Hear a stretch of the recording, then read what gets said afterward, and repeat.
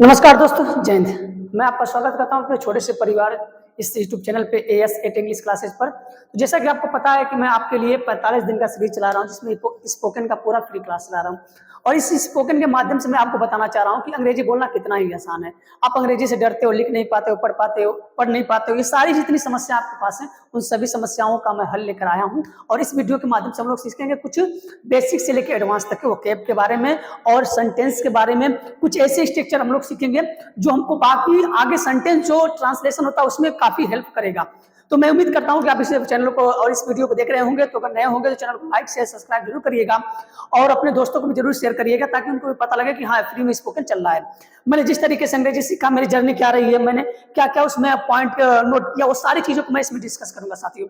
तो आप बिल्कुल मत घबराइएगा, क्योंकि आप एक अच्छे प्लेटफॉर्म पे आए हैं। तो मैं आपको बता दूं कि हमारा जो 18 जो क्लास है, वो मैं 18 क्लास अपलोड कर दिया हूँ यूट्यूब पे। आप जाके प्ले लिस्ट में देख सकते हैं। ये हमारा जो क्लास है मेरे दोस्तों है, वो 19वां क्लास है। इस क्लास में हम लोग बात करेंगे will, shall, be, having plus uses, या वसेस आप कर सकते हो, विल, यूज्ड टू।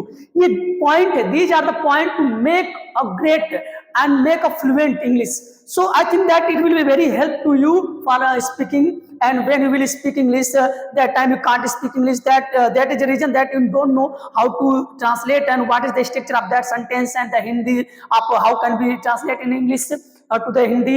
ये जो आपके कॉन्सेप्ट है मेरे साथी, वो आपके बहुत वीक है। उसी वीक को दूर करने के लिए मैं आपके पास आया हूँ। आइए, मैं ज्यादा आपका टाइम वेस्ट नहीं करूंगा, बस इतना ही कहूंगा कि आप लास्ट तक जरूर देखिएगा और अंत तक देखेंगे तो उम्मीद करता हूं कि आपका कॉन्फिडेंस जरूर बिल्डअप होगा और आपको जरूर कुछ न कुछ मिलेगा, कुछ का बहुत कुछ मिलेगा मेरे साथी। आइए तो हम लोग चलते हैं अपने टॉपिक की तरफ। मेरे साथी, मैं ऊपर आपको लिख दिया हूं कि स्पोकन का जो क्लास है आपका 19वां क्लास है, और मैं आपको स्ट्रक्चर बना के लेकर आया हूं। इसलिए मैं पहले बनाया हूं क्योंकि मैं आपको अगर बना के लिख के यहाँ पर पढ़ाता तो मेरे साथी टाइम बहुत ज्यादा लगती है और समय किसी के पास नहीं है। बहुत कम समय में बहुत ज्यादा सीखने का प्रयास करिए, ये नहीं कि बहुत ज्यादा समय में बहुत कम समय सीखने, यानी बहुत कम चीज सीखने का प्रयास करिए, क्योंकि समय किसी के पास नहीं है। समय बहुत ही महत्व है। Time is money, health is wealth, don't compromise with the times, and time never comes again in life. So must important thing that you will have to know the value of the time. तो आपको time का value समझना है मेरे साथी, कि time की value होती क्या है। ठीक है, तो मेरे साथी यहाँ पर मैं स्पोकन के क्लास में जो लेकर आया हूँ, आप बड़े आसानी से और बड़े अच्छे से देख सकते हैं कि यहाँ पर जो आपको वर्ड दिख रहा है, सब्जेक्ट है, शैल है, विल है, बी है, हैविंग है, टू है और V1 है।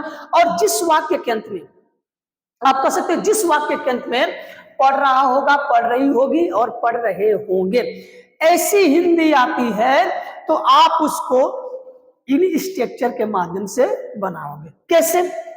उसे सुबह में पढ़ना पड़ रहा होगा, मुझे सुबह में वहां जाना पड़ रहा होगा, मुझे कोचिंग आना पड़ रहा होगा, मुझे खाना बनाना पड़ रहा होगा, मुझे तुम्हारे साथ स्कूल जाना पड़ रहा होगा, मुझे अपना पाठ याद करना पड़ रहा होगा। तो these are the sentence, you don't know how to translate up this sentence, but from now you will never forget that you don't know how to translate. But now you will know that how to translate Hindi to English in an easy way.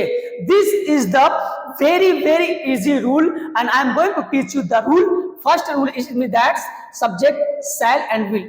हमको देखिए, spoken में ये आपको कहा जाता है, ये grammar में आपने पढ़ा होगा कि ये जो विल है और ये आपका ये शैल है मेरे साथी। जो विल का प्रयोग करते हैं वो सेकेंड पर्सन के लिए करते हैं और थर्ड पर्सन के लिए करते हैं, लेकिन जो शैल होता है मेरे साथी वो फर्स्ट पर्सन के लिए प्रयोग होता है। यानी आई और वी के साथ हम लोग प्रयोग करते हैं किसका? शैल का। बाकी जितने वर्ड आते हैं मेरे साथी उनके साथ हम लोग प्रयोग करते हैं किसका? इसका प्रयोग करते हैं मेरे साथी, उसके साथ हम लोग प्रयोग करते हैं विल का। इतनी बात समझ में आ गई। लेकिन एक बात इसमें नोट करिएगा कि अगर किसी वाक्य में प्रोमिस थ्रेट, क्या चाहिए मेरे साथी? थ्रेट और डिटर, ठीक है, मिनेशन, दृढ़ निश्चय, ये तीन वर्डों का भाव जिस वाक्य में मिले तो वहां पर हम लोग प्रयोग करते हैं, आई हो या वी हो, इनके साथ विल का प्रयोग करते होंगे। आप किताबों में या चाहे फिल्मों में एक वर्ड सुने होंगे कि आई विल किल यू, मैं तुम्हें जान से मार दूंगा। तो यहाँ धमकी दे रहा है, प्रोमिस का मतलब वादा, थ्रेट का मतलब धमकी और डिटर्मिनेशन का मतलब होता है दृढ़ निश्चय। तो ये जो पॉइंट है मेरे साथी, अगर किसी वाक्य में इनका भाव मिलता है, इसको ट्रांसलेट करने का बहुत ही आसान तरीका है कि आप आई और वी के साथ विल का प्रयोग कर दीजिएगा। सेंटेंस सही होगा, गलत नहीं होगा। आई होप कि इतनी बातें आपको समझ में आई होगी। यानी आई और वी के साथ भी हम विल का प्रयोग करते हैं, बट कंडीशन इज दैट कि जो सेंटेंस का भाव है मेरे दोस्त, वो प्रोमिस होना चाहिए, थ्रेट होना चाहिए और डिटर्मिनेशन होना चाहिए। This point you should be noted and you should note in your diary that this is the most and very important line, and you can say that the rule. Understood? So let me teach the rule, and the rule is on the screen. ये कह रहा है कि subject shall will be having. अब subject मेरे साथ ही देखिए subject क्या कह रहा है। सब्जेक्ट उसे है तो उसे को मैं लिख सकता हूं ही। उसे सुबह में जाना पड़ता है तो क्या करना पड़ता है, उससे का ही, और इसके साथ हम पहले तो विल का प्रयोग करेंगे, विल के साथ वी का प्रयोग करेंगे, उसके बाद हैविंग का प्रयोग करेंगे मेरे साथी। ये एक ऐसा वर्ड है कि वी के साथ हैविंग भी यूज हुआ है। ये थोड़ी सी आपके लिए डिफिकल्ट लगेगा कि ये कैसे, how is it possible, but मैंने आपसे कहा था कि ये नए स्ट्रक्चर है और नए स्ट्रक्चर से हम लोग सेंटेंसों को ट्रांसलेट करना सीखेंगे साथी। तो ही विल बी हैविंग और उसके बाद टू है, और क्रिया क्या कर रहा है, जो काम कर रहा होगा वही क्रिया होगा। तो सुबह में पढ़ना आपका रीड हो जाएगा क्रिया, और कब मेरे दोस्त, in the morning, in the morning क्या हो जाएगा मेरे साथी, इन द मॉर्निंग। तो he will be having to read in the morning. इतनी बात आपको क्लियर हुई होगी। अब दूसरा कह रहा है कि हमें उसके घर जाना पड़ रहा होगा, तो हमें का मेरे दोस्त वी, और वी के साथ हम शैल का प्रयोग करेंगे, वी शैल। उसके बाद क्या रहेगा मेरे दोस्त, बी, क्या रहेगा, बी हैविंग, क्या चीज मेरे साथी, हैविंग, और टू, हैविंग टू, जाना है तो गो, और किसके घर, उसके घर, तो गो हिज, और कहां पर, होम मेरे साथी। इतनी बात क्लियर हुई। मुझे तुम्हारे साथ पढ़ना पड़ रहा होगा, चाहे पढ़ना पड़ रहा है, सॉरी होगा, तो I shall be having to read with you. मुझे उसके साथ घर जाना पड़ रहा होगा, I shall be having to go his house, अच्छा with him to his home. आई बात समझ मेरे साथी। अब आ जाइए, जैसे मैं लिख दूं यहां पर कि हमें, ठीक है, वहां, ठीक है, स्नान करना पड़ रहा होगा मेरे साथी। आ जाइए, तो हमें की अंग्रेजी क्या लिखोगे मेरे साथी, हमें क्या लिखोगे, वी, और वी के साथ किसका प्रयोग करोगे, शैल, उसके बाद वी, और वी के बाद हैविंग। क्या रहेगा मेरे दोस्त, हैविंग टू, नहाने का होता है बाथ, कहीं के आप टेक बात भी लिख सकते हो, कोई दिक्कत नहीं है। तो we shall be having to bath, और वहां का हो जाएगा मेरे साथी देयर। इतनी बात अगर क्लियर हुई तो आगे चले हम लोग, बहुत ही अच्छा। Correct, we shall be having to bath there, हमें वहां स्नान करना पड़ रहा होगा। अब इसी तरीके से कोई भी सेंटेंस आप लिख लीजिए, जैसे हमने कह दिया कि राम, ठीक है, को, ठीक है, खाना बनाना पड़ रहा होगा। किसे खाना बनाना पड़ रहा होगा मेरे दोस्त, तो राम को। तो पहले राम की अंग्रेजी क्या लिखोगे मेरे साथी, राम, और राम के साथ प्रयोग करेंगे विल, तो Ram will be having to, खाना बनाने का कुक, और क्या चाहिए मेरे साथी, फूड। राम को खाना बनाना पड़ रहा होगा, तो Ram will be having to cook food. मुझे कोचिंग में आना पड़ रहा होगा, तो I shall be having to come in the coaching.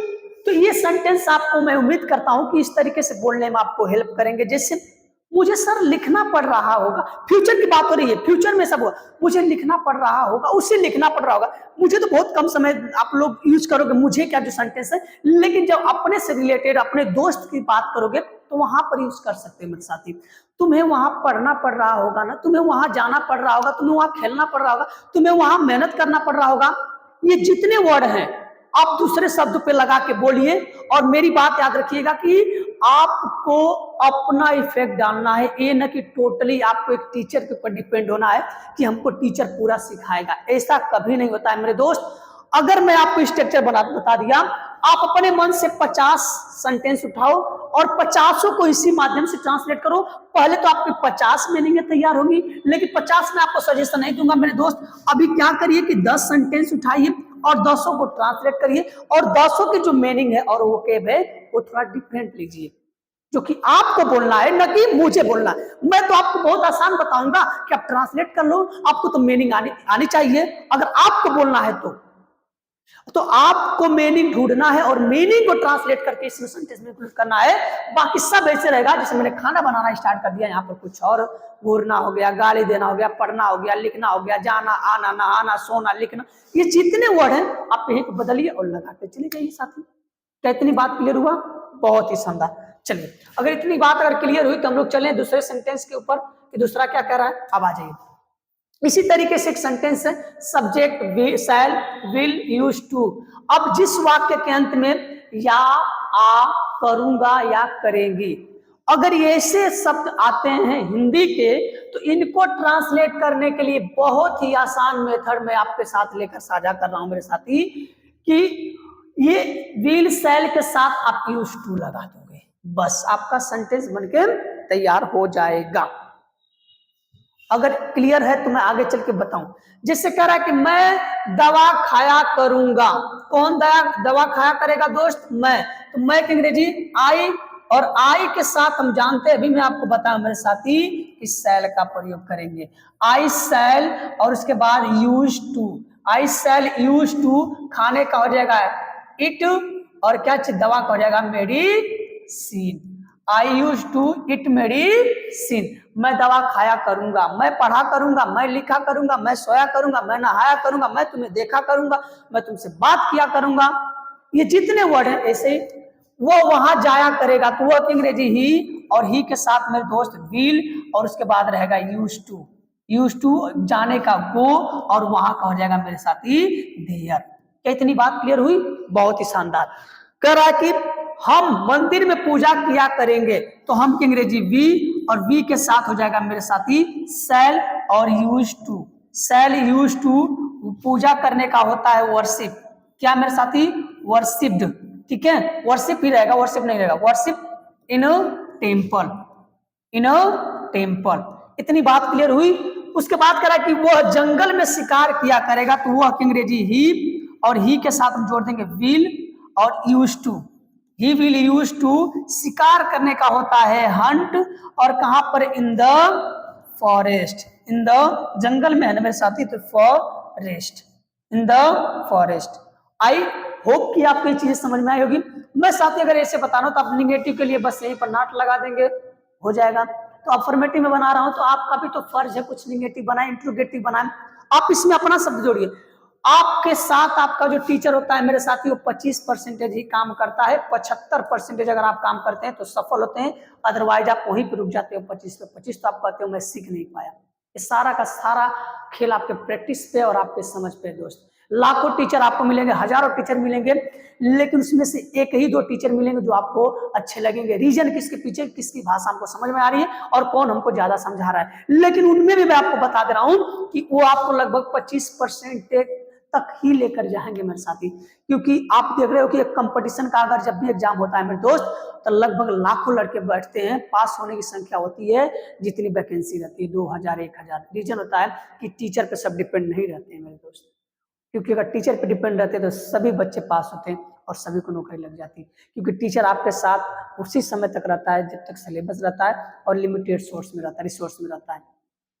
मैं आपसे एक ही सजेशन कहूंगा कि टीचर आपके लिए बहुत ही बड़ा एक उपहार है जो आपको बहुत कुछ सिखाता है, लेकिन आप अपने दैनिक जीवन से क्या सीखते हो ये आपको बहुत मायने रखता है। ये चीज आपको समझिएगा।